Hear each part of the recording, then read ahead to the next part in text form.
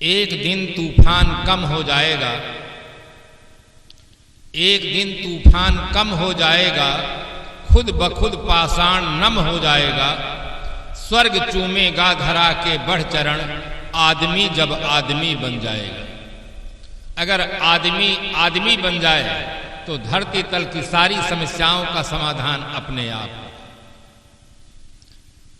संत सम्राट सदगुरु कबीर साहब का मौलिक ग्रंथ बीजक है।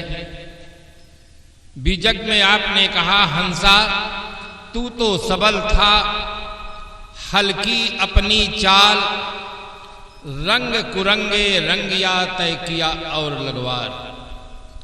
इस एक साखी में सदगुरु कबीर साहब ने हमारे जीवन की समस्या का समाधान दिया है। धरती का सिरमौर प्राणी मनुष्य, जब दो मनुष्य आपस में मिलते हैं तो अपनी अपनी परंपरा के अनुसार नमस्ते, जय श्री राम, दंडवत, वालेकुम सलाम, गुड मॉर्निंग साहेब बंदगी करते हैं। अभिवादन प्रत्याभिवादन करने के पश्चात कुशल मंगल पूछते हैं कि कहो भैया हाल चाल क्या है। लोग शिष्टाचार ज्यादा सीख लिए हैं। शिष्टाचार के नाते तुरंत कहते हैं घर द्वार, लड़के बच्चे, मकान दुकान सब ठीक है, खूब चकाचक, परफेक्टली ऑल राइट, सभी ठीक है। किंतु ये शिष्टाचार है।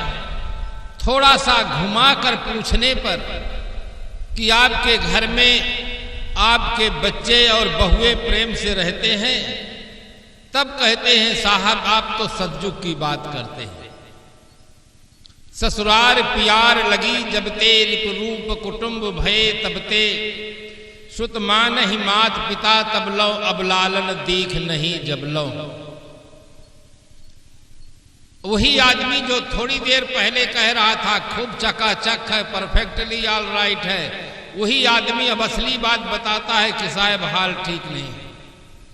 घर में बच्चे अनुकूल नहीं है, एक शराबी है, एक जुआड़ी है, एक आलसी है, एक गलत में पकड़ा गया है, जेल में पड़ा हुआ है, बहुएं 4 हैं, भिन्न भिन्न स्थानों से आई हैं, उनके अपने अपने संस्कार हैं। सुबह होते ही हमारे घर में इतना कांव कांव होता है कि घर में कौवा भी बैठने में शर्माता है। वो भी समझता है कि मुझसे बड़े बड़े कौवा हैं, ये काले नहीं गोरे कौवा है। वो मारे शर्म को उड़ जाता है, साहब हाल ठीक नहीं है। बहुत ध्यान से सुनना, हाल चाल पर निर्भर करता है। जिस आदमी की चाल ठीक होगी उस आदमी का हाल ठीक होगा, और जिस आदमी की चाल खराब होगी हाल खराब होगा। दुनिया का कोई देवी देवता, भगवान, अवतार, पैगंबर, तीर्थंकर, कोई भी उस आदमी को सुखी नहीं बना सकता है जिस आदमी की चाल खराब है। इतिहास उठाकर देखें, धर्म ग्रंथों को उठाकर देखें। रावण शंकर जी का अनन्य भक्त था। जब तक रावण की चाल ठीक थी तब तक उसका हाल ठीक था। जब महारानी सीता का रावण अपहरण करता है, उसकी चाल बिगड़ जाती है, मानसिक स्थिति बिगड़ जाती है, तो उसका हाल भी बिगड़ जाता है। चमकती है जो वस्तु नहीं वो सोना होता है, चमक पर जो भी मरता है उसी को रोना होता है। पृथ्वीराज की जब तक चाल ठीक थी हाल ठीक था। पृथ्वीराज की चाल बिगड़ जाती है, जयचंद की लड़की संयुक्ता पर मोहित होकर के अपहरण करता है, परिणाम ये निकलता है मोहम्मद गोरी आकर आक्रमण करता है, जयचंद उधर मिल जाता है, पृथ्वीराज का पतन, पूरे हमारे भारत राष्ट्र का पतन हो जाता है। कीचक मारा जाता है। चाल की खराबी के कारण से युद्ध, बड़े बड़े युद्ध लड़े गए हैं। आज चाल की खराबी के कारण से हमारी सरकार को 2 अभियान चलाना पड़ रहा है, एक नसबंदी अभियान और एक नशाबंदी अभियान। कितने लोगों को प्रमाण पत्र मिल गया होगा कि तुम्हारी चाल खराब है। इस अभियान के अंतर्गत वे आ गए होंगे। कितनी दुखद घटना घट गई है आज के युग में। आज के इस वैज्ञानिक युग में सब चीजों का मूल बढ़ा है। घी का मूल बढ़ा है, चावल का मूल बढ़ा है, गेहूं का मूल बढ़ा है, सोना का मूल बढ़ा है, चांदी का मूल बढ़ा है, सब चीजों का मूल बढ़ा है। अगर घटा है तो केवल आदमी का मूल घट गया है। जो सब मूलों का मूल्यांकन करने वाला है, कोई भी दुनिया में धातु हो उसका मूल्यांकन करने वाला आदमी है। सबसे मूल्यवान प्राणी आदमी है। किंतु आज के इस वैज्ञानिक युग में उस आदमी का मूल इतना घट गया है कि सरकार को लाचार होकर लिखाना पड़ा है कि अगला बच्चा अभी नहीं है, 2 के बाद कभी नहीं। इंसान के बच्चे की जरूरत नहीं रह गई है। चीन की सरकार ने बड़ा कड़ा कदम उठाया है कि एक व्यक्ति एक ही बच्चा पैदा कर सकता है, क्योंकि पूरे विश्व में चीन की आबादी सबसे ज्यादा है। दूसरा नंबर हमारे भारत का है, दूसरा नंबर में भारत आता है। किंतु भारत के लोग इतना प्रयास कर रहे हैं कि हम पहला नंबर पर पहुंच जाएं, चीन को दूसरे नंबर पर रखेंगे। क्योंकि यहाँ के राजनेता वोट के कारण से कोई कड़ा कदम इस संबंध में नहीं उठाते हैं। सबको सन्मत दे भगवान और हमको बहुमत दे भगवान। ये राजनेताओं की दशा है कि हमको बहुमत मिले, कुर्सी मिले, देश समाज चाहे जहां चला जाए, हमसे कोई मतलब नहीं। अगर जनसंख्या नियंत्रण जरूरी है तो पूरे देश में एक कानून क्यों नहीं लगता है, एक संविधान क्यों नहीं बनता है? केवल वोट की नीति के कारण से हमारे देश में ठोस कदम नहीं उठाया जाता है। परिणाम यह निकलता चला जा रहा है कि प्रतिवर्ष करोड़ों की संख्या में जनसंख्या बढ़ती चली जा रही है, कहीं कुछ ठिकाना नहीं लगता है। आदमी की हाल खराब होने का कारण है केवल चाल की खराबी। न कोई भगवान दुख देता है, न कोई ग्रह नक्षत्र दुख देते हैं, न कोई और दुख दाता है। ये आदमी का कर्म ही आदमी के दुख का कारण बना हुआ है। उधर हमारी दृष्टि नहीं जाती है, हम ठीक से चिंतन नहीं करते हैं। आदमी हाल तो ठीक रखना चाहता है किंतु चाल को भगवान के ऊपर छोड़ देता है। ये बहुत चालाक आदमी है। हाल ठीक रखना चाहता है, ये चाहता कि आधी मुर्गी खा ले और आधी मुर्गी अंडा देती रहे। ऐसा कभी संभव हो सकता है?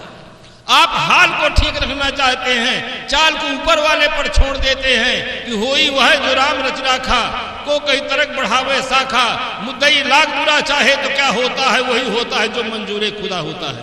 क्या खुदा को यही मंजूर है कि आप आपस में लड़े कटे मरे, भ्रष्टाचार बढ़े, अनाचार बढ़े, आतंकवाद फैले? वैचारिक स्तर गिर जाने का इतना दुष्परिणाम हो गया है कि थल में रहने वाले प्राणियों का जीवन खतरे में हो गया है। थल में रहने वाले बकरा है, मुर्गा है, इन प्राणियों का जीवन खतरे में है। जल में रहने वाले प्राणियों का जीवन खतरे में है, मछलियों का जीवन खतरे में है, आकाश में उड़ने वाले पक्षियों का जीवन खतरे में है। जहां देखो वहां खतरा हो गया है। किस कारण से? केवल मनुष्य का वैचारिक स्तर गिर जाने का यह दुष्परिणाम है और कोई कारण नहीं। एक बार भगवान ने मीटिंग लिया। मीटिंग में आदमी, जानवर, पशु, पक्षी, जल में रहने वाले प्राणियों सभी को आमंत्रित किए। जब सभी आए तो भगवान ने कहा, मैं तुम्हारा सृष्टा हूं, मैं तुम्हें सबको सुखी देखना चाहता हूं। एक एक वरदान मांगो, क्या मांगना चाहते हैं? थल में रहने वाले प्राणी, जल में रहने वाले प्राणी, आकाश में रहने वाले प्राणियों ने कहा, भगवान ये आपकी बहुत बड़ी उदारता है, आपकी बहुत बड़ी कृपा है। हमें आप सुखी देखना चाहते हैं, एक वरदान देना चाहते हैं। हमें अगर आप सुखी देखना चाहते हैं, थल में रहने वाले प्राणियों ने कहा, तो केवल इंसान को अपने पास बुला ले तो हम सुखी हो सकते हैं। नहीं, हमारे सुखी होने का इस धरती तल पर कोई उपाय नहीं। जल में रहने वाले प्राणियों से पूछा गया कि आप बताइए, अपने सुखी होने के लिए एक वरदान मांगिए। जितनी मछलियां थी सर्वसम्मत से प्रस्ताव पास किया और कहा कि अगर भगवान हमें सुखी देखना चाहते हैं तो आप केवल इंसान को अपने पास बुला ले तो हम सुखी हो सकते हैं। अगर धरती तल पर इंसान रहा तो हमारे सुखी होने का कोई उपाय नहीं है। चाहे आप हमें समुद्र में डाल दें, चाहे नदी में डाल दें, आपने इंसान के पास बुद्धि दे दिया है। ये समुद्र के गहराई तक पहुंच करके हमको निकाल ले करके पका कर खा रहा है। इसके घर में कोई मर जाता है, शमशान घाट में ले जाता है और हमको पका करके खा रहा है, अपने पेट को कब्रिस्तान बना रहा है। हमारा पूरा वंश समाप्त होता जा रहा है। अतः आप हमें सुखी देखना चाहते हैं तो आप इंसान को अपने पास बुला लें। आकाश में उड़ने वाले पक्षियों से पूछा गया कि आप अपने सुखी होने के लिए एक वरदान मांगो। पक्षियों ने कहा भगवान हम चाहे जितने ऊपर आकाश में उड़े, आदमी के पास दिमाग है, ये एक जल्दी गोली उठाता है, राइफल में मार देता है, हम नीचे आ जाते हैं, हमको पका के खा जाता है। अगर हमें सुखी देखना चाहते हैं तो आप इंसान को अपने पास बुला लें तो हम सुखी हो सकते हैं। भगवान ने थोड़ी देर तक मौन रखा। कुछ देर मौन रखने के पश्चात उन्होंने उत्तर दिया कि मैं भी आदमी को अपने पास रखने में असमर्थ हूं। बहुत आश्चर्य हुआ कि आपको शास्त्रकारों ने लिखा है सर्वसमर्थ हैं, सर्वशक्तिमान हैं, चाहे जो कुछ कर दे, जड़ को चेतन कर दे, चेतन को जड़ कर दे, सर्वसमर्थ आपको माना गया है। आप कैसे कहते कि इंसान को रखने में मैं अपने पास असमर्थ हूं? क्या कारण है? उन्होंने कहा कि आदमी को सफा करने की आदत पड़ गई है। जल में रहने वाले प्राणियों को सफा कर रहा है, थल में रहने वाले प्राणियों को सफा कर रहा है, आकाश में उड़ने वाली प्राणियों को सफा कर रहा है। अगर मैं इंसान को अपने पास रखा तो मुझको भी ये सफा कर देगा, इसलिए मैं भी इसे अपने पास नहीं रह सकता। बंधुओं, खराब आदमी के चलते ये धरती पर नरक बना हुआ है।